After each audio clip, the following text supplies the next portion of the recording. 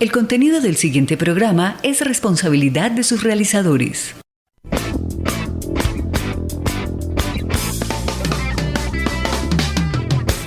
La pedagógica me formó. Me transformó. Ayudó a mi comunidad. Cuando escucho sobre la pedagógica, paz, justicia social, educación comunitaria. Vida, defensa de los derechos humanos, pedagogías críticas. Fals Borda, Camilo Torres, Policarpa, Lola Sendales, Freire, Rosa Luxemburgo, Macarenco.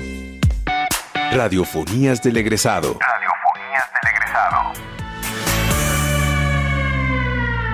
Bienvenidos.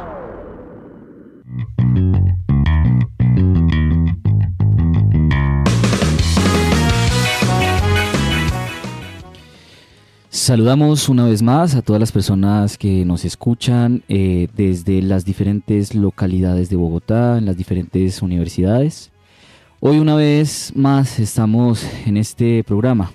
Radiofonías del Egresado, como una apuesta que busca visibilizar los trabajos, las obras y todas las prácticas alrededor de lo social, lo político y lo pedagógico. Esta vez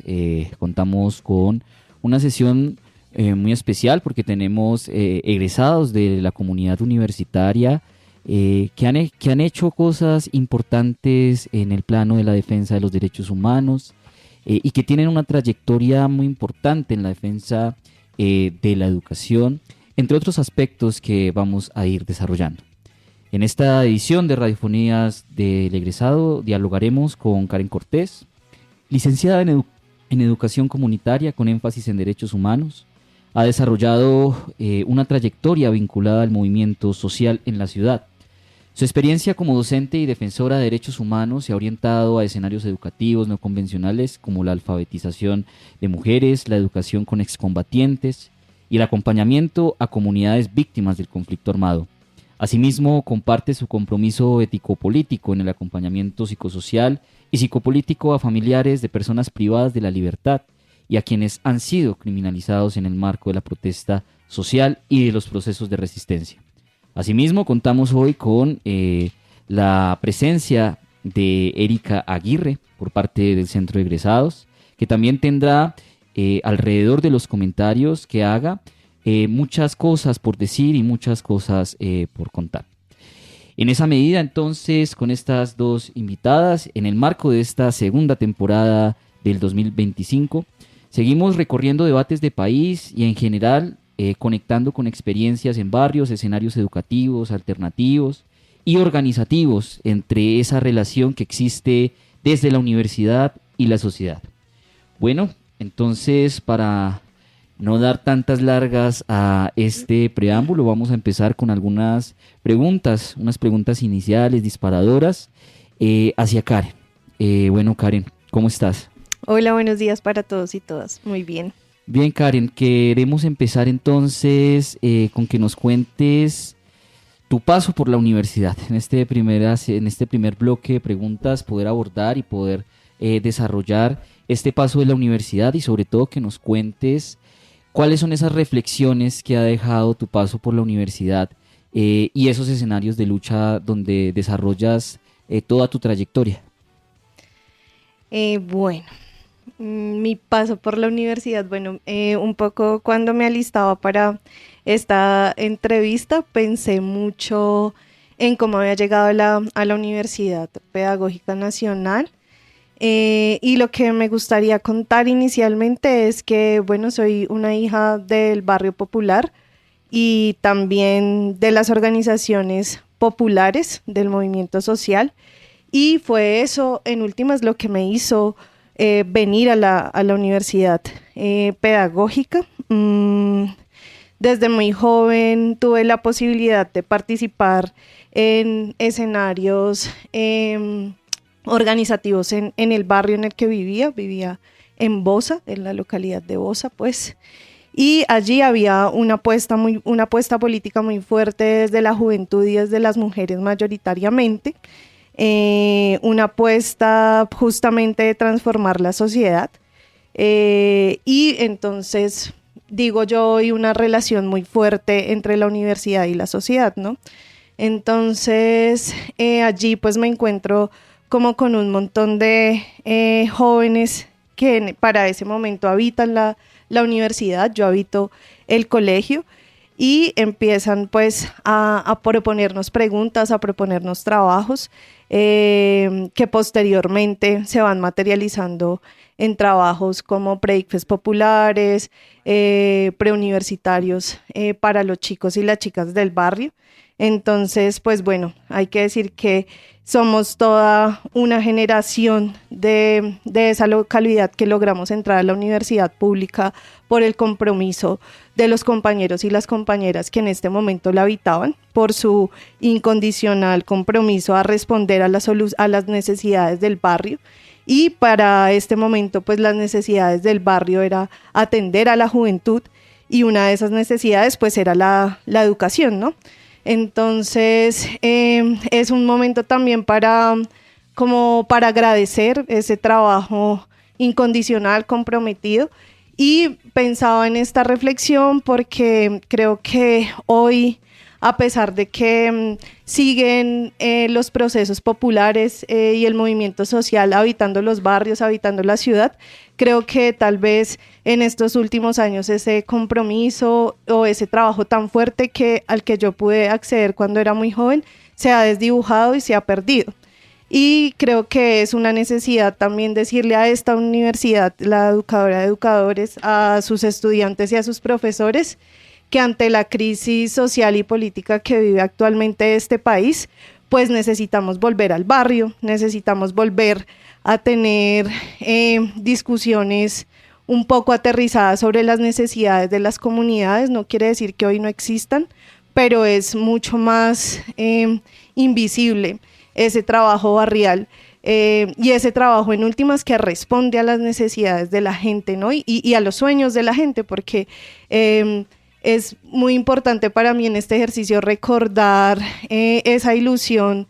con la que se inició el preuniversitario en el barrio, pensando en que todos pudiéramos ingresar a la universidad, ¿no? Entonces,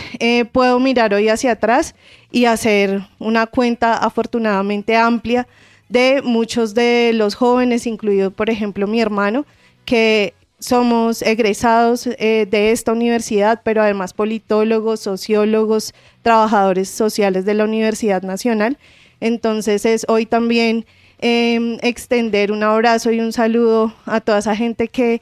se dio la pela para que nosotros llegáramos aquí y con la que nos seguimos viendo en las calles y en los barrios, y eso creo que es una cosa bien bella.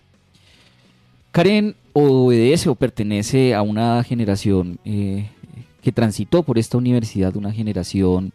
justamente que conecta estas luchas universitarias con el interés de poder articular exigencias más ampliadas hacia la sociedad. Por ejemplo, desde el trabajo de grado que desarrolla actualmente en relación con el movimiento estudiantil, hay una época que me parece muy interesante, la traiga a colación justamente por lo que nos comentas sobre todos estos procesos que vinculan al barrio y que vinculan la universidad. Esta etapa entre el 2010-2013 que transita una lucha campesina, pero que también transita una lucha por la educación superior, pero que además de eso, desde el análisis de los repertorios de movilización, comunica exigencias, comunica elementos concretos, y me parece muy valioso que traigas estas experiencias que comentas, ¿no?, alrededor de tu hermano, alrededor del movimiento social, y sobre todo a estas exigencias que hoy toman mucho más fuerza desde la lucha de las mujeres y sobre todo la visibilización de la juventud como sujeto político. Y eso entonces se relaciona y se enmarca en la universidad de esta época, porque me parece muy importante que podamos también en esta conversación traer a colación esa experiencia histórica. Ya vamos para 15 años desde eso, pero en esos 15 años se han resumido muchas luchas y han pasado muchas cosas. De acuerdo, digamos que pienso mucho en este tema de los repertorios de acción colectiva y cómo volver a ellos en términos de que es una experiencia de lucha que deben de ser retomadas, claro, desde la memoria, pero también la memoria activa que nos marca una ruta de trabajo, ¿sí? Una ruta de acción, en tanto, claro, pudo tener errores, pudo tener altibajos, sin embargo, tuvo algunas ganancias que nos permitieron, por ejemplo, lo que contaba Karen, sí, como esos lugares de resistencia desde el barrio, desde la universidad, pues nos vieron proyectados profesional y organizativamente también. Entonces, pienso mucho como volver a esos repertorios de acción colectiva, en tanto no perder un poco el horizonte de lo que se peleaba como la educación pública. De hecho, Tierra y Trabajo un poco la consigna, ¿no? Que considero que capaz se ha perdido un poco como esa ruta y esa exigencia concreta en términos de eso, ¿no? Y bueno, lo dejo por ahí.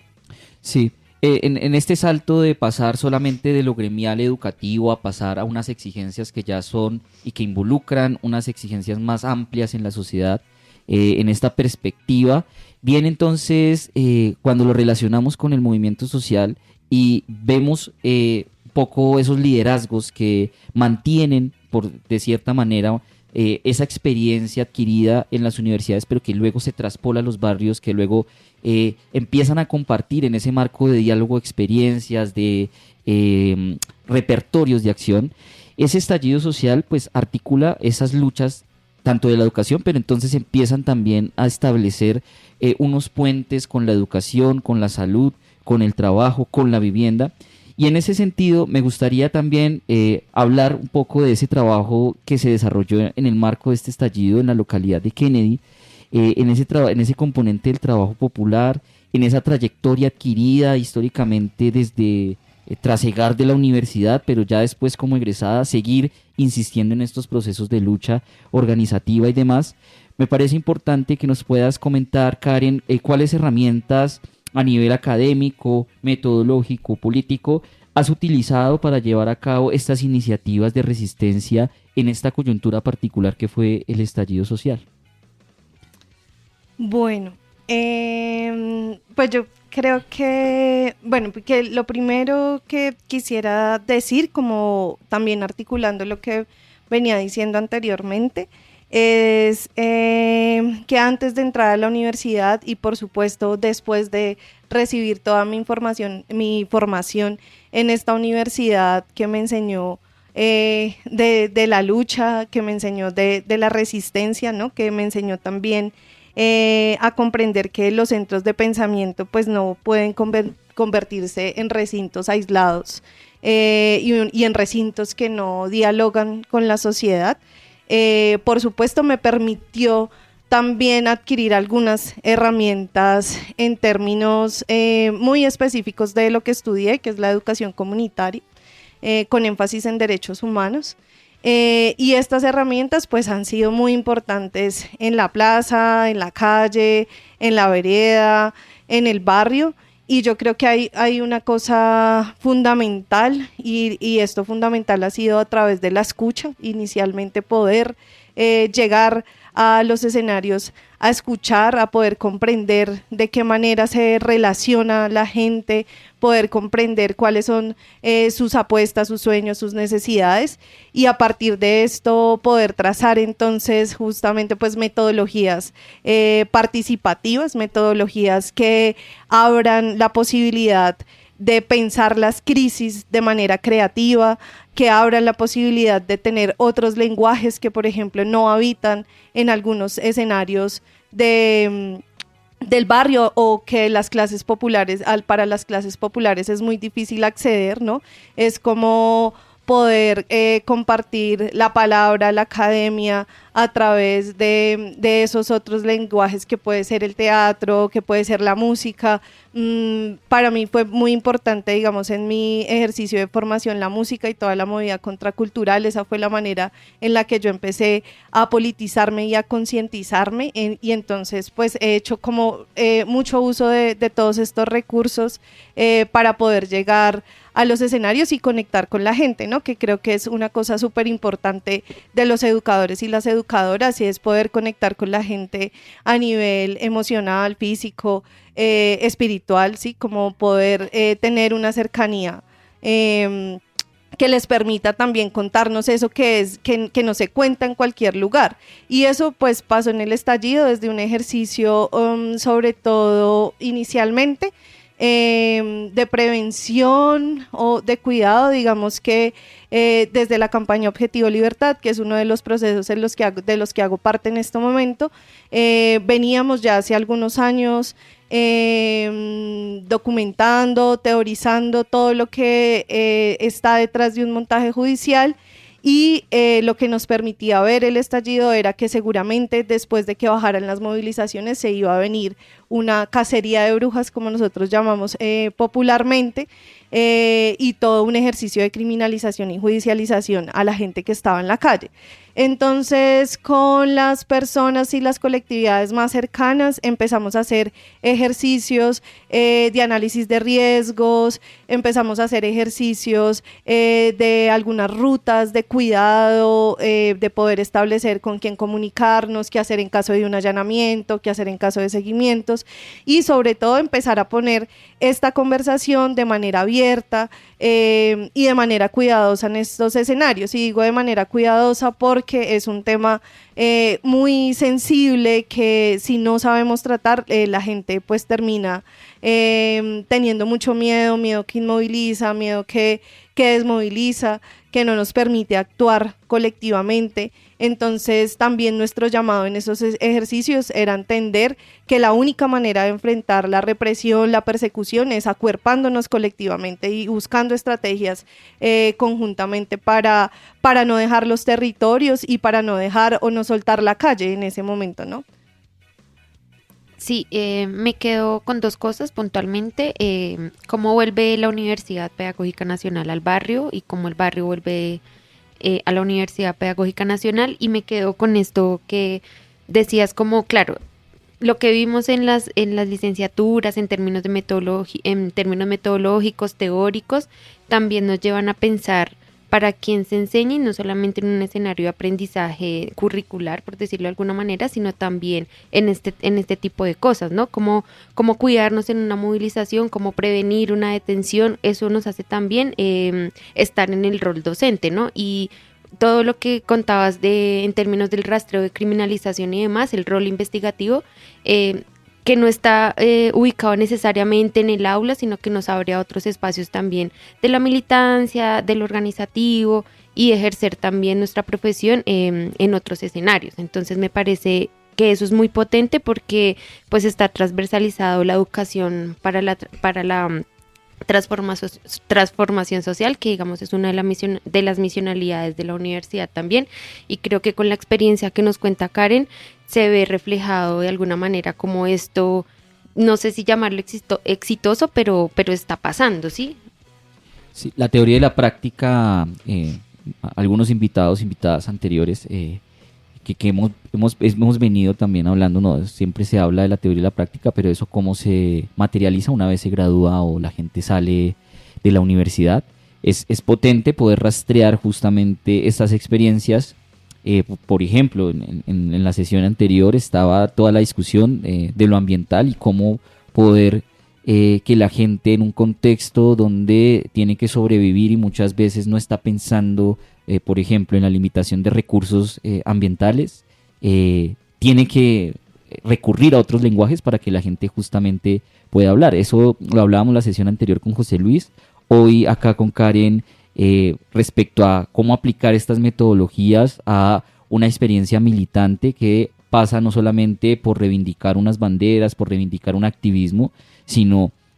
construir programáticamente una apuesta que tiene que tener detrás una investigación, que tiene que tener detrás un rastreo y por supuesto una perspectiva de pensamiento propio, ¿no?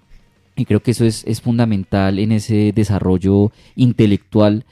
muchas veces que se ha perdido, sobre todo en esta generación donde la tecnología aísla un poco esta orientación de construir pensamiento propio, de reunirse, juntarse para teorizar, para debatir, porque a veces pues las herramientas, no sé, la inteligencia artificial entonces nos arroja análisis o otros mecanismos que ya están escritos, por ejemplo, la cultura del artículo, del paper, que nos dice que esto tiene que ser así, así, así. Es justamente esta apuesta potente que relaciona y que vincula las enseñanzas en la universidad, que son académicas, pero también un trasegar militante que luego, en el marco de este estallido, reflexiona, teoriza y pone a la práctica repertorios y mecanismos, si se quiere, pues de prácticos, ¿no? Y esto, pues a propósito de los 100 años de Falsborda, sería bueno poder que nos cuentes cómo articulas estos postulados desde Fals, haciendo ese homenaje a ese gran pensador colombiano, frente al trabajo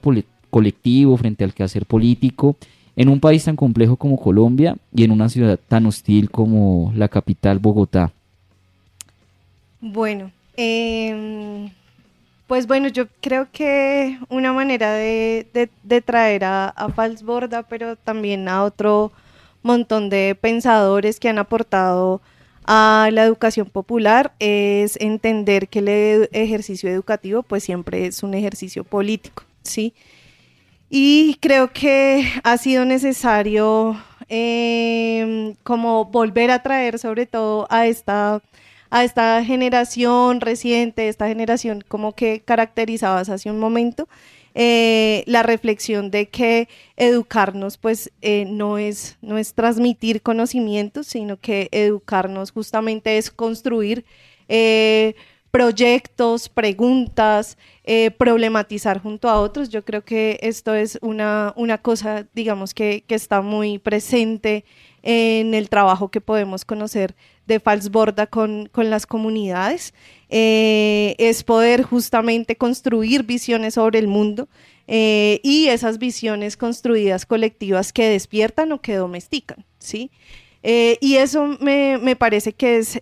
es súper importante y es entender también que para poder construir esas visiones del mundo, entonces necesitamos, como decía hace un momento, poder escuchar a las comunidades, pero además de escucharlos, reconocerlas, reconocer sus saberes, reconocer sus recorridos, reconocer su cultura y más que llegar simplemente a escuchar, también es poder implicarnos con ellos y con ellas, ¿no? Entonces, esto de la implicación yo lo veo desde un lugar muy por supuesto pedagógico, sí, una implicación pedagógica, pero que también atraviesa lo emocional, lo personal, lo cercano, que es poder en últimas genuinamente escuchar, reconocer, pero además construir posibilidades para de alguna manera, ¿cómo decirlo? De alguna manera sacar, mostrar esas potencialidades que tienen los sujetos, que tienen las colectividades, que tienen los territorios, las comunidades. Y en últimas, pues creo que hay una cosa también vital en esto y es pues el compromiso ético-político como educadora, ¿sí? Y es poder entender que ese compromiso como educadora pues pasa por la defensa de los derechos de los pueblos, por la defensa de sus luchas, por la defensa de sus territorios, de sus subjetividades, de sus ancestralidades, de sus conocimientos, de esos conocimientos propios que muchas veces son desdeñados desde la academia y desde los intelectuales, ¿no? Entonces creo que también me quedo con el Fals resistente, que a pesar justamente de la represión, de la cárcel, de haber tenido que llorar un montón de sus muertos, un Fals que tuvo siempre la bandera de la dignidad por defender los pueblos, los territorios muy alta y la alegría, ¿no? La alegría como de vivir y de luchar. Yo creo que Falsborda desde sus inicios hasta el final luchó alegremente y dignamente y pues me quedo como con eso tan bello y con esos valores también que desde sus trabajos de la investigación, acción participativa rescató de los pueblos, ¿no? El valor de la dignidad, de la solidaridad, eso me parece como una cosa muy potente. Bueno, a propósito de esta noción de resistencia y este concepto de la implicación pedagógica, esto nos lleva a hablar de lo contextual, de lo que ocurre en este momento en Colombia, a propósito del primer gobierno progresista y a propósito de muchas discusiones y agendas que en este momento se mueven a un año de que termine este gobierno, ¿no? Por ahí se vienen moviendo agendas étnicas, urbanas, juveniles, electorales, es decir, muchas agendas que en este momento se presentan sobre la mesa. Y dentro de eso, entonces, la educación comunitaria viene, o bueno, más que la educación comunitaria, tu rol como educadora comunitaria en torno a estos procesos de la defensa de los derechos humanos y en el campo de la educación, pues hay muchos aportes que decir, ¿no? De estos procesos sociales y comunitarios en la sociedad. Y en ese marco contextual, pues hay una paramilitarización de las ciudades, donde actores se toman, establecen fronteras y empiezan a generar un monopolio, si se quiere, de la violencia dentro de estos territorios que no es el Estado, pero al mismo tiempo profundizan la desigualdad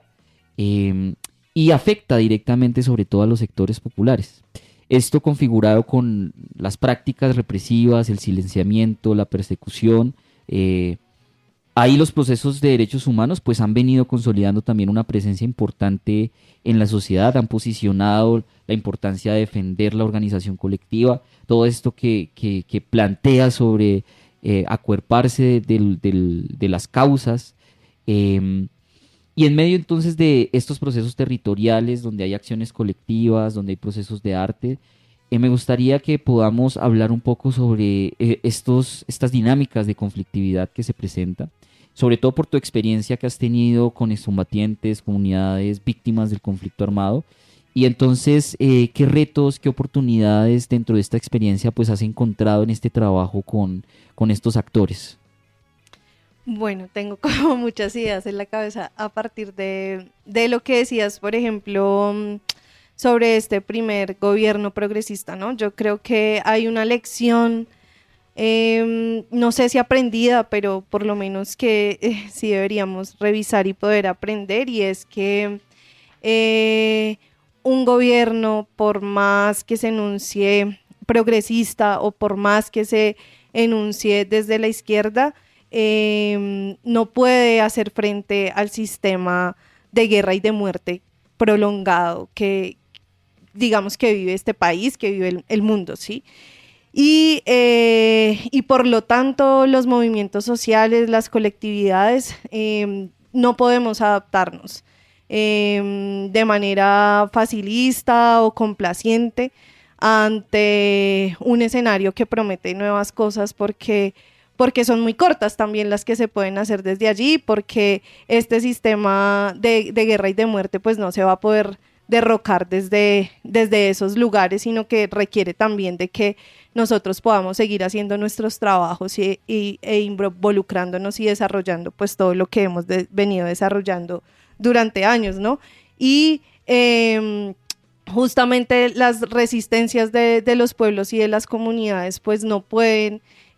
como cesar o menguarse porque haya una promesa distinta sobre país, sino que por el contrario, ¿no? Como que hay que entonces agarrar más fuerza y más perrenque para estar en las calles y para exigir lo que se debe exigir. Yo creo que es muy importante desde la pedagogía, como lo decía Freire, poder construir desde la grieta, desde ese vacío, desde eso que se le escapa a ese sistema de muerte, a ese sistema que nos quiere inmóviles, que nos quiere divididos, que nos quiere indiferentes, solitarios, ¿no? Y que es entonces muy importante poder pensar desde esa grieta una apuesta que sea integral. Y por eso también en esa apuesta integral, entonces desde mi individualidad, pero además construido con las colectividades con las que trabajo, hemos generado también toda una apuesta alrededor de lo psicosocial y de lo psicopolítico, porque creemos que esto también integra y permite justamente poder pensar de manera contextualizada y aterrizada lo que necesita la gente para rebelarse también, porque creo que uno de los papeles fundamentales de nosotros es poder rebelarnos ante las injusticias y poder trabajar y develar junto a los otros por qué es necesario rebelarnos, ¿no? Entonces ha sido importante también, por ejemplo, este caminar de lo psicosocial y lo psicopolítico, entender que está lo psicológico, que atiende lo individual, que atiende lo emocional, que atiende lo físico, pero que está lo social, que atiende lo político, lo colectivo, lo cultural, lo histórico, y que todo esto tiene una relación. Y que todo esto nos permite comprender de manera más compleja la realidad en la que vivimos. Y bueno, como que en ese ejercicio hemos desarrollado varias cosas. Traigo una colación que vengo como explorando desde mi trabajo de pregrado, que son algo que se han denominado como las conversaciones liberadoras, y esto fue algo que me encontré leyendo a Humberto Maturana y a Jimena. Y es justamente poder poner conversaciones difíciles que no se abordan en todos los lugares para poder develar lo que la estructura a lo que la estructura quiere someternos y cómo quiere domesticarnos. Y creo que esto hay que seguirlo haciendo en todos los escenarios. Bueno, y ya para continuar, vamos con el mariposario literario.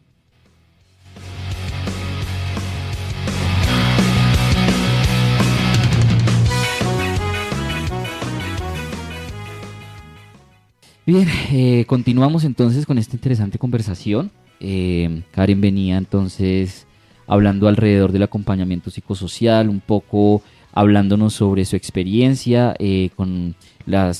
actores excombatientes, y en esa medida entonces me gustaría que pudiéramos cerrar un poco con esta pregunta, y es: ¿qué implicaciones tiene el acompañamiento a comunidades criminalizadas o judicializadas en el marco de la protesta social? Bueno, pues un poco para cerrar esto de los retos, sobre esta experiencia de trabajar con excombatientes, yo creo que más que un reto para mí como educadora, hay un reto para la sociedad, hay un reto para las universidades. Hubo algo que me generaba mucha frustración en esta experiencia, y era justamente reconocer todos los saberes, todas las habilidades que tenían las personas con las que trabajaba allí, y que no podían ser reconocidas, que no había ninguna ruta para la profesionalización, por ejemplo, de personas que fueron enfermeras en las FARC más de 40 años, personas que estuvieron en el rancho durante toda su vida, personas que tienen saberes alrededor de la vida colectiva, de la casa, de las plantas. Bueno, un montón de cosas que uno dice son saberes que se le escapan a la academia, pero que son necesarios también para un ejercicio de reincorporación, y eso es una cosa que me arruga mucho el corazón, seguir pensando hoy en esta materialización del acuerdo de paz tan nefasta, y todo lo que se ha quedado por fuera y todo lo que se le escapa a las universidades, a los académicos,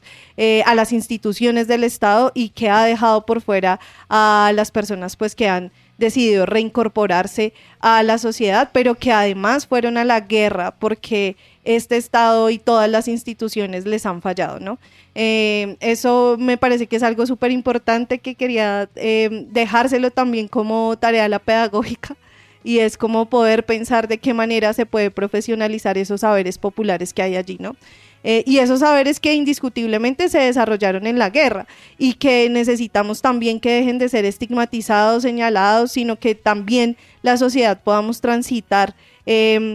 a comprender las causas estructurales que han hecho que esta guerra prolongada pues siga tan presente en nuestro país. Eso me parece súper importante. Creo que es importante, dando continuidad a esta conversación, entonces saber que como educador, educadora comunitaria, como defensor de los derechos de los pueblos, es necesario encarnar procesos de enseñanza y aprendizaje que estén situados, que convoquen, que provoquen, y que provoquen eso: pensar, sentir, actuar, luchar, sanar, construir, tejer. Y es eso, digamos, a lo que he estado abocada yo pues en todo este tiempo en los escenarios colectivos que habito. La represión ha sido una pregunta que ha estado mucho sobre esta entrevista, pero también sobre otras entrevistas que he tenido en otros escenarios, y creo que esto es a lo último que me remito siempre, porque creo que para quienes somos pobres, hemos sido pobres, pero además hemos decidido ser rebeldes, la represión es una cosa que está en la puerta, tocando todo el tiempo, ¿no? Y a veces nos toca en la puerta de la casa, pero a veces toca en la puerta de la casa de nuestros amigos, de nuestros vecinos, y siempre nos indigna, siempre nos duele. Y entonces ante esto, pues ante esta situación hemos entendido que la salida siempre es colectiva y la salida siempre es organizarnos, y la salida siempre es organizar en últimas el dolor. Y por eso se inició hace algunos años pues como toda una apuesta de poder hacer ejercicios de memoria alrededor de la judicialización y la criminalización, pero además de documentar, teorizar, entender por qué se da este fenómeno, por qué tocó la puerta de nuestras universidades, por qué tocó la puerta de nuestros amigos, pero además por qué toca la puerta luego de cientos de jóvenes de los barrios populares que salieron a movilizarse durante el estallido social, ¿no? Entonces hemos entendido en esta teorización que por supuesto hay un perfeccionamiento de las políticas criminales, del derecho penal, que hay una otredad negativa que siempre ha habitado y siempre ha estado en la narrativa del Estado, y esa otredad negativa, que es justamente la otredad rebelde, siempre ha sido entonces perseguida, judicializada, asesinada, desaparecida, y alrededor de eso no hemos tenido otra salida que, como ya lo decía, organizarnos, y hemos hecho una apuesta de organizarnos y acompañar y esto me parece muy importante decirlo, mayoritariamente a mujeres, ¿no? A las mamás, a las hermanas, a las esposas de las personas que han estado criminalizadas, privadas de la libertad, y acompañarlas para muchas cosas, para comprender cómo enfrentarse a un proceso jurídico que tiene un montón de dificultades, y para comprender también por qué no es casualidad ni es un designio de Dios que sean esas personas las que estén en las cárceles, sino que esto responde justamente a toda una estructura que está pensada para eliminar a los otros y a las otras que no son funcionales para este sistema ni para esta sociedad en su visión, ¿no? Y también para denunciar y para hacer memoria y para seguir nombrándolos desde los escenarios que sean necesarios. Bueno, de la intervención, 3 cosas. Me parece importante recalcar que reconocer el acuerdo de paz es también reconocer estos saberes aprendidos, para decirlo coloquialmente, en el monte. Creo que eso hace parte de la tarea, porque también es materializar el acuerdo, claro, más allá de las disputas que hay en términos de la política pública, de la misma política en los escenarios, bueno, del gobierno. Y me quedo también, y lo conecto mucho con que la Universidad Pedagógica Nacional ha tenido un avance en términos de la profesionalización de la licenciatura en Educación Comunitaria con énfasis en derechos humanos, ¿sí? Entonces, la universidad ha tenido la fortuna y el agrado de tener en sus aulas a mamás, a familiares de personas víctimas del conflicto armado, ¿sí? Entonces, eso me parece muy valioso porque se ha podido recoger y reconocer porque es un ejercicio militante, ¿sí? Capaz, al comienzo, los familiares, no es tan fácil reconocer que se está haciendo un ejercicio militante en términos de memoria, pero lo hacen, y poder reconocer estos saberes y poder la universidad otorgarle su título de profesional en la licenciatura en Educación Comunitaria con énfasis en derechos humanos, me parece muy valioso y muy potente, y que es algo que tenemos que resguardar y seguir como persistiendo, de que tiene que seguir pasando y expandiéndose. Y un tercer elemento, lo pienso en términos de toda la investigación y la acción que hay en términos de la criminalización, y pienso también como que ha sido un ejercicio que hemos hecho muy desde la investigación desde abajo, ¿sí? Y eso me parece muy bello, porque nos ha permitido quizás ser unos académicos y académicas populares, lo pienso un poco así también, y cómo nos ha permitido entender qué pasa con la criminalización, por qué, pero también nos ha marcado una ruta de acción y una ruta de denuncia, de demandas, y que eso me parece muy bello, ¿no? Cómo está lo investigativo también marcándonos una ruta, también eso, desde lo popular y poniéndonos como el rol de investigador, pero a la vez también como somos sujeto de investigación. Eso me parece potente. Bueno, Karen, Erika, muchas gracias. Lastimosamente el tiempo es corto y las preguntas son muchas. Gracias por estas intervenciones, planteamientos. Estas conversaciones continúan siendo parte de esta segunda temporada de Radiofonías del Egresado, para seguir fortaleciendo justamente esta conversación política, teórica sobre los aportes de la comunidad egresada y la sociedad. Bueno, por último nos despedimos. Les recordamos que pueden conocer más sobre el trabajo del Centro de Egresados de la Universidad Pedagógica Nacional en nuestras redes sociales, en nuestra página oficial centroegresados.upn.edu.co, en Instagram @egresadosupn. Seguimos tejiendo comunidad desde la palabra, la memoria y la acción colectiva. Y asimismo agradecemos a todo el equipo detrás de este programa, a quienes hacen posible que Radiofonías del Egresado llegue cada semana a sus oídos. En el control máster, Mario Enríquez; en la producción sonora, Yolanda Barrantes y Diana Torres; y en el equipo de comunicaciones, Laura Chávez. Y por supuesto, en la dirección general de la Pedagógica Radio, Alejandro Sepúlveda. Gracias por su compromiso y su profesionalismo y por hacer de este espacio un puente entre la universidad y sus egresados y egresadas. Les recordamos que pueden escuchar la Pedagógica Radio en vivo a través de radio.upn.edu.co y no olviden sintonizar Radiofonías del Egresado todos los martes a las 6 de la tarde. También escucharnos por las plataformas digitales de Spotify y iVoox. Nos encontraremos en el próximo episodio para seguir recorriendo juntos este camino que aporta a la educación, las luchas y legados que se construyen en el caminar constante de la Universidad Pedagógica Nacional. Hasta entonces.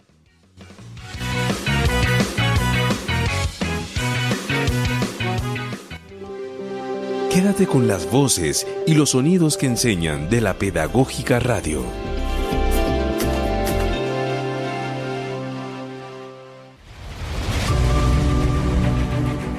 Universidad Pedagógica Nacional. 70 años siendo la educadora de educadores.